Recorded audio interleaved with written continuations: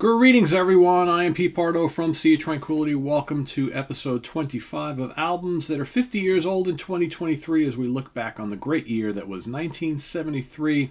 We have 31 days in January. I have picked out my 31 favorite albums from 73. A really, really hard task because, like I mentioned, every day, pretty much every day all month, there are well over 100 albums that I really dig a lot from this particular year. Well over 100, but you got to whittle it down somehow. So all the ones that didn't quite make the cut will be honored in an honorable mention show also on the last day of the month, on the 31st. So today we are looking at a second album, a sophomore album from this particular band, a jazz fusion band who released this album January 3rd, 1973. So it actually just crossed the 50 mark just a few short weeks ago. Recorded at CBS Studios in New York as well as Trident Studios in London, England for Columbia CBS. Produced by the band. I am talking about Birds of Fire by the Mahavishnu Orchestra. If you've never listened to Mahavishnu Orchestra, man, are you missing out. Of course, the band was formed and founded and led by none other than John McLaughlin on all sorts of guitars. McLaughlin, of course, played with the great Miles Davis and the great Tony Williams in Lifetime, right, and early on. And formed this band with Billy Cobham on drums, Jan Hammer on keyboards, Rick Laird on bass, and the great Jerry Goodman on violin. This, along with Inner Mounting Flame, their debut, arguably two of the great jazz fusion albums or jazz rock albums of all time. This is a fairly brief album, right? It's another one of those albums that clocks in at just over a half-hour mark. But what a half hour it is. From the opening title track, Birds of Fire, which is absolutely terrific, one of my favorite songs from the band. You go to Miles Beyond, which of course was dedicated to Miles Davis.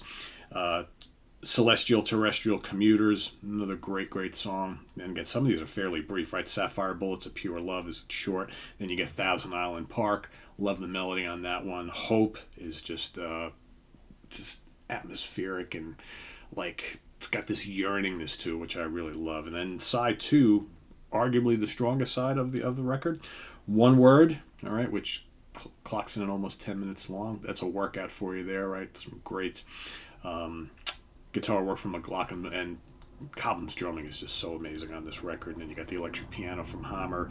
I love Goodman's violin when it comes in and out. It's just this really cool sound these guys came up with here in this particular band. One of the great lineups of any genre of all time. Sanctuary is also intense.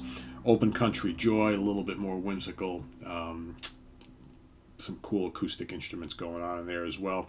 Resolution finishes it off at the end of the album. And this is just a banger. And I love with this band, with this lineup specifically, that they could go from furious rock influenced jams to this delicate kind of folky kind of country ethnic type of flavor to jazz rave ups to almost like kind of full on prog, right? I mean, it's just I think one of the reasons why a lot of prog bands around this time were listening to the Mahavishnu Orchestra Return to Forever is because, again, they were taking traditional jazz and meshing it with rock and folk and classical, and Mahavishnu and Return to Forever and Weather Report and Miles, using funk. There's a bit of funk on here as well. I didn't mention that. There, a couple of these tunes are kind of funky as well.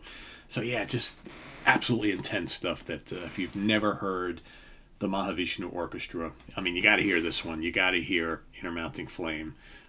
Those are the two studio albums from this particular lineup, the two only studio albums. Of course, they would release the Trident sessions later on, which is mandatory as well, but that was released much later. The live album Between Nothingness and Eternity, which was recorded in Central Park right before this lineup broke up, they debuted all of these songs live that were fully intended to be on a third studio release, which at the time never got released, but we saw those session tracks released many years later, the Lost Trident sessions, which again, absolutely mandatory. If you're a fan of the band, you have to have them, and that would have been at the time a Dynamite album. It still is a Dynamite album. We got many years later, but then of course John would reconfigure the band. You'd have Jean-Luc Ponty and Narada Michael Walden and a bunch of other guys coming into the band to make like Mahavishnu Mark II, as we say. So yeah, but this is the album we're talking about today, Birds of Fire. So as far as like charting information, obviously jazz stuff, not huge sellers, but in the United States this peaked at number 15 on the U.S. Billboard charts. It also made it to number 38 in Australia.